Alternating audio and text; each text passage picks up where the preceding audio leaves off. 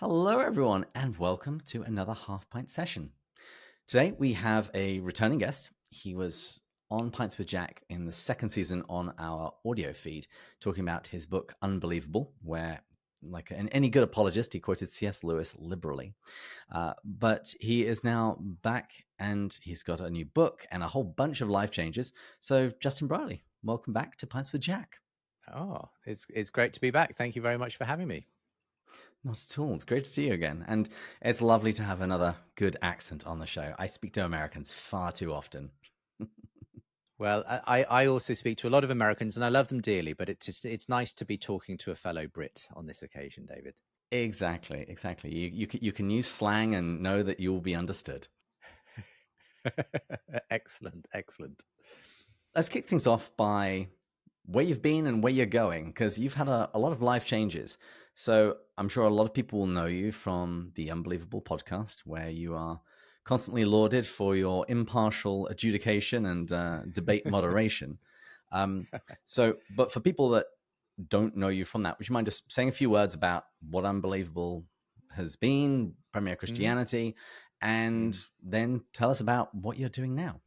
Yeah. Well, it has been a big transition period because for the last 20 years or more, I've worked as man and boy, really, for Premier Christian Radio, which is a Christian radio station in the UK.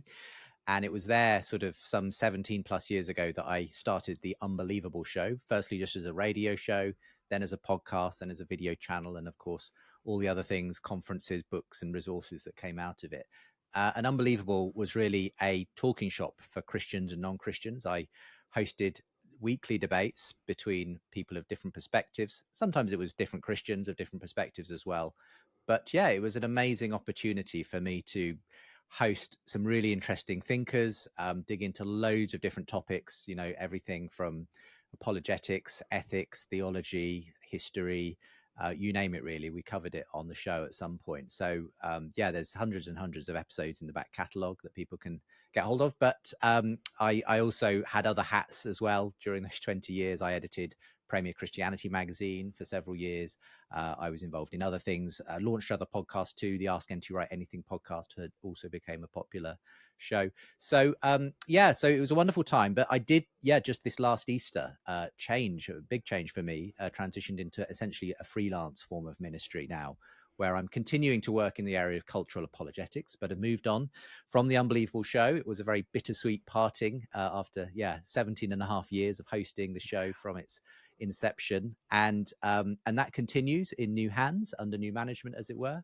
But I'm pursuing some new creative approaches to cultural apologetics, one of which is the book we're going to be talking about today. Launching new podcasts as well. So I've been involved in co-hosting a new one called the Re-Enchanting podcast, which is put out by the Centre for Cultural Witness in London, filmed at Lambeth Palace Library. That's a really interesting one, talking to both Christians and non-Christians about how we can re-enchant secular culture with a Christian worldview. Been doing lots of speaking gigs and bits and pieces. Also launching soon a podcast documentary series based on this book as well. So that life is busy, as you may imagine. Yes, it's good to see that you're not relaxing too much. Let's talk about this new book, because it's not straight apologetics. It's almost commentary on what you've seen over the past 17 years of hosting the Unbelievable podcast, and seeing shifts in culture, shifts in apologetics, the rise and fall of the new atheism. So would you mind telling us about that? Yeah, well, I guess the Unbelievable show was really born into the beginnings of the new atheism. At the time I launched the show, it was just a year before Richard Dawkins published The God Delusion, and him and all of those new atheists, Hitchens, Harris, Dennett, they provided a really great foil for debate and discussion on the show for a number of years. And we hosted some of those lively, bombastic debates between new atheist people and Christian thinkers. But I did notice, especially in the last several years, that the steam kind of went out of that movement, that it just seemed to die down. Increasingly, people who came on as non-believers were distinguishing themselves from new atheists, saying, I'm not a Richard Dawkins kind of non-believer, and so on. And just generally, I noticed a change in the tone of the discussion, and an interesting new thinkers coming on the scene, seemingly almost replacing and taking away some of the audience from the new atheists. People like Jordan Peterson, Douglas Murray, Jonathan Haidt, and others who had a far more moderate kind of way of looking and talking about Christianity. They saw the intellectual and cultural value of Christianity, even if they weren't believers themselves, and weren't sort of simply dismissing it all as fairy tales and delusion, and also evil as well. Mm. And so I noticed this real change in the temperament of the kind of public discussion on Christianity, and yeah, it made me wonder whether there might be a sort of a shifting of the tide. The new atheist sort of thing had perhaps run out of steam, and there was kind of a new openness towards looking at the value of Christianity, at least. Yeah, I moved to the United States shortly after you started at Unbelievable. I think it was just a couple of years. And when I first came to the States, my co-religionists would ask me about what's the church, what's the faith like in England? And the word I always chose was apathetic. And Mm, one of the things that I think the new atheism did, one of its gifts, was it actually raised a conversation. mm, Because in my own time of coming to faith, in my my own personal faith really blossoming in my late teens and early 20s, I actually generally found that it was very difficult to have many conversations with non-believers just because they didn't really care. And so one of the mm. things that the new atheism did do is actually start bringing these questions back into the public forum and saying that whichever way you fall down on this question of God and Jesus, it's an important question that does need to be asked and can't just simply be shrugged away. Yeah, yeah. I found the same thing. That there was that sense in which, even though it was often quite unnuanced and aggressive in the way it was brought across, the new atheists did at least have a point of view, and they were willing to talk about it, and there was a kind of truth question at stake. We could at least agree on that. And in that sense, I was very glad of things like the atheist bus campaign, when you saw those red London buses rolling around London declaring there's probably no God, now stop worrying and enjoy your life. I was like, brilliant, someone's putting God in the eye line of the passers-by, because conceivably, no one, in a very secular UK was really thinking about God anyway. So it was very Mm-hmm. kind of the atheists to come along and make them think about it by declaring there's probably no God. And the irony of all that, of course, is that actually for many people who probably would never have thought about it, it did actually start them thinking about God. And there's even a friend of mine is featured in a new book that's just been released called Coming to Faith Through Dawkins, which is literally the stories of various people who actually came to faith because Richard Dawkins made them start thinking about it. So it's interesting, the kind of sometimes the sort of unexpected effects that can be had from something like a atheism coming to have that sort of mainstream appeal in that way. Mm.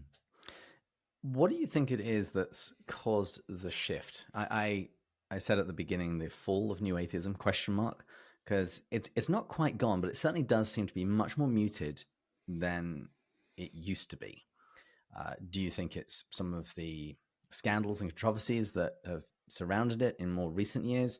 Is it just the bombastic approach can only last for so long before people get bored and want to have a better conversation? What do you think has been the main driving force in this shift in atheism and new non-believing Mm. intellectuals talking and engaging with the questions of God? I think there's a few different factors, both internal and external. Perhaps beginning with the internal factors, I think the new atheism itself pretty quickly ran into issues as a sort of movement.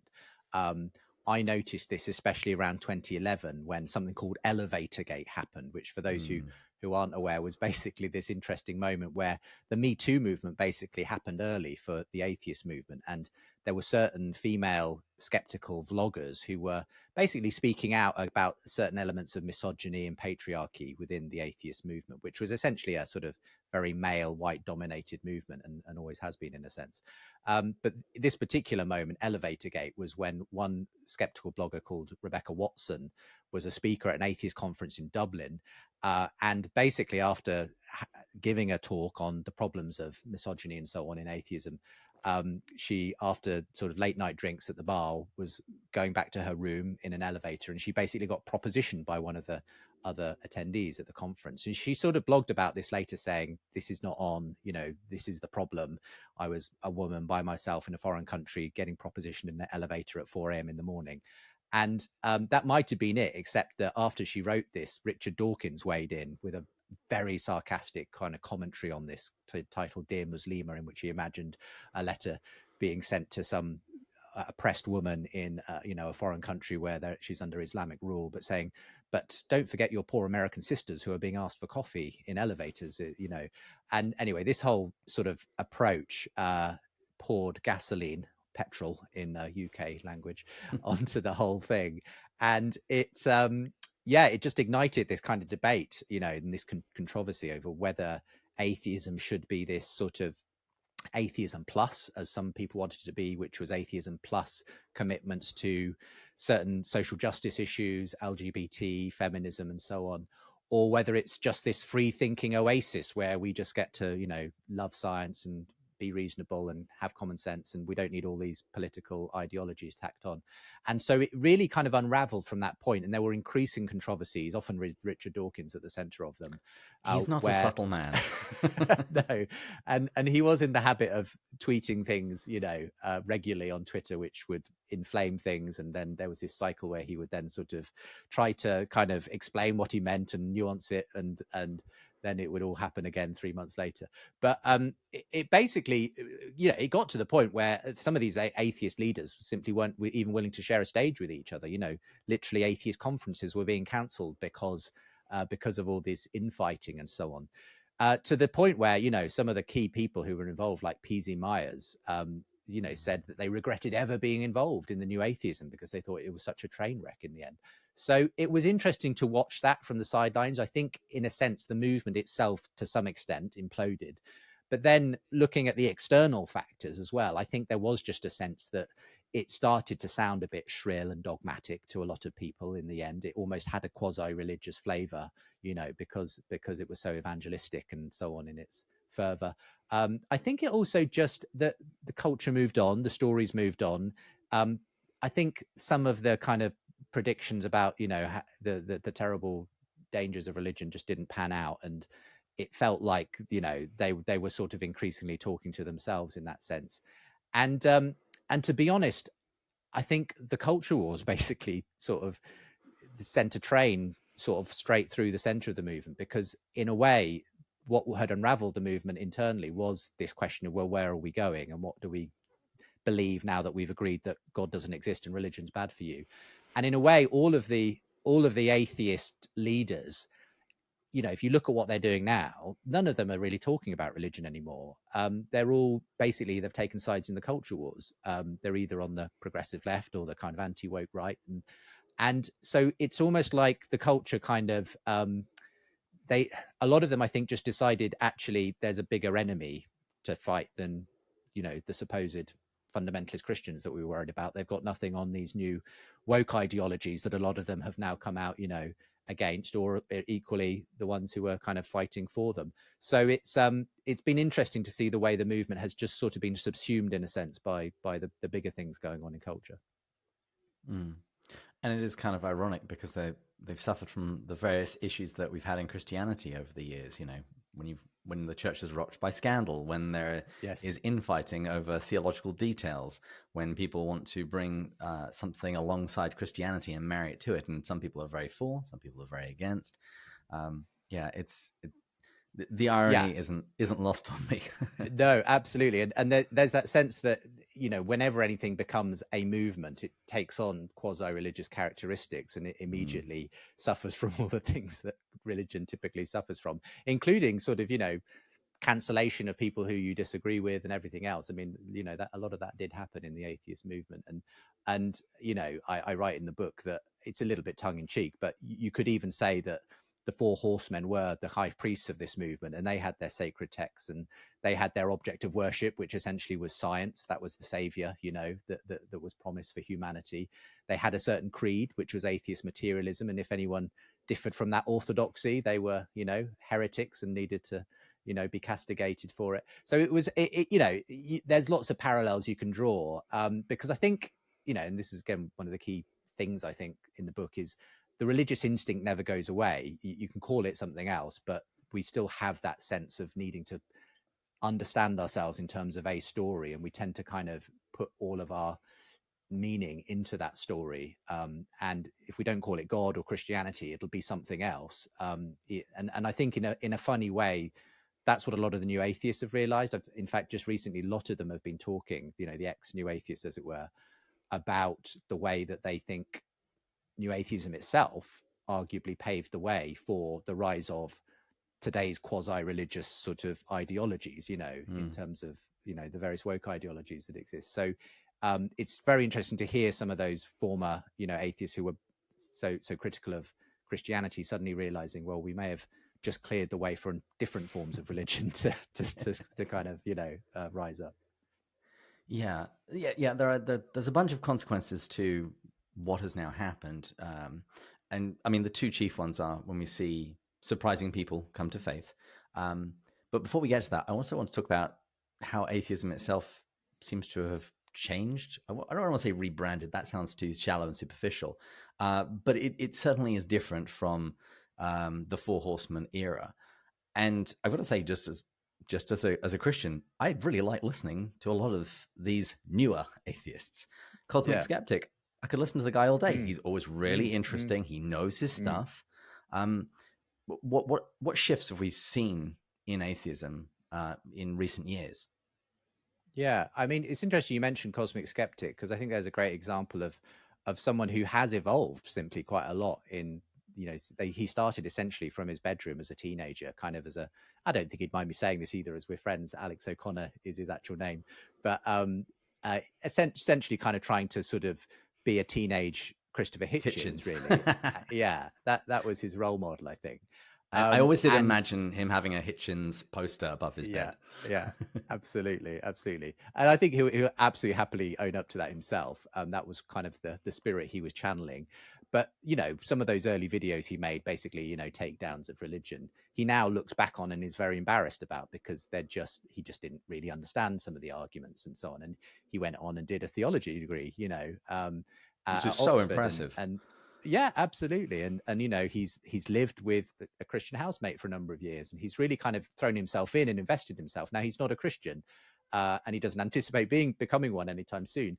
But I think he's a lot more aware of the intellectual, side of Christianity. He's far less dismissive of it now. He takes it much more seriously, and he just has far more nuanced, conversations with people about it. So I think he and I've noticed this with others, have sort of worked their sort of understanding and out in public in that way, and have just developed and matured as thinkers. And I think that goes hand in hand with the way in which the new atheist thing did fizzle out a bit. And I think some of them just sort of outgrew it a bit, and having more grown up conversations and so on.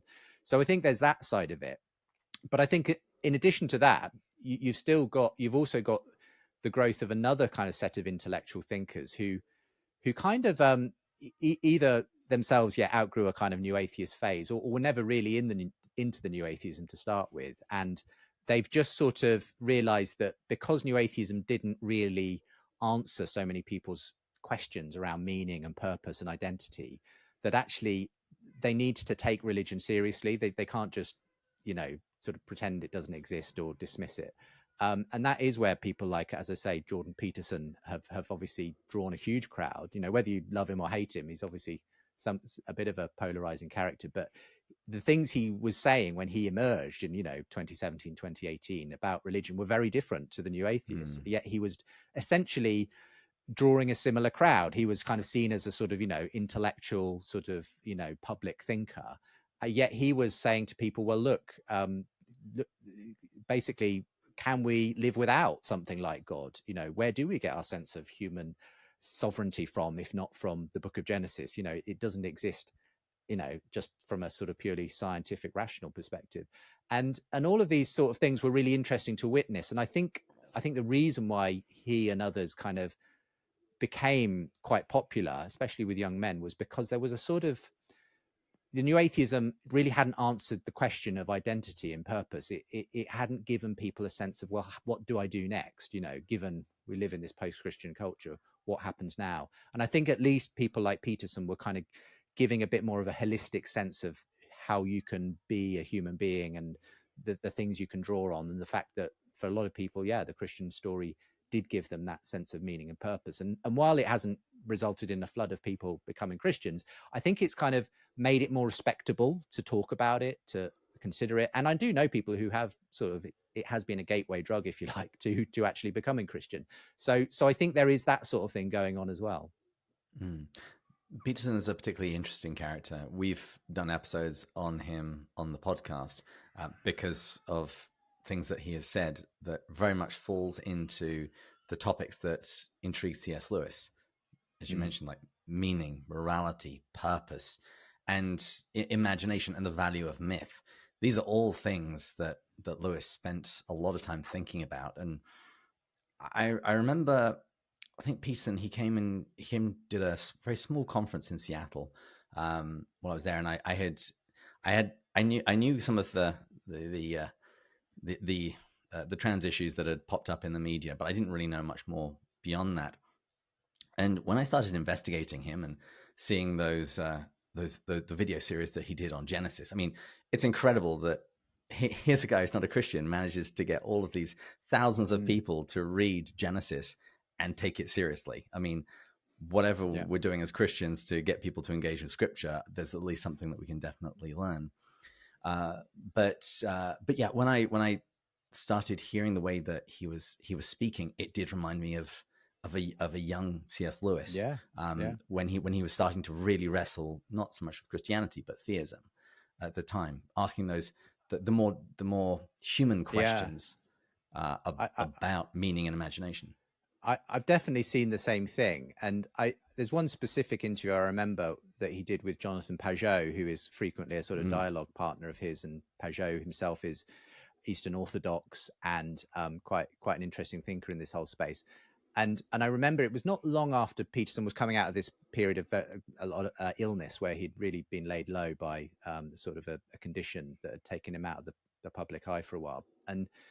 And he was having these conversations about God and meaning with a number of people, including Pageau, and he got very, as he often does, emotional, on mic, when he talked specifically about the way that Jesus seemed to bring together, as he said, the realm of the mythological and the kind of the objective realm of reality. He said this one person seems to be the meeting place of these two things. And he says he got very emotional, said, I almost can't believe how significant this is.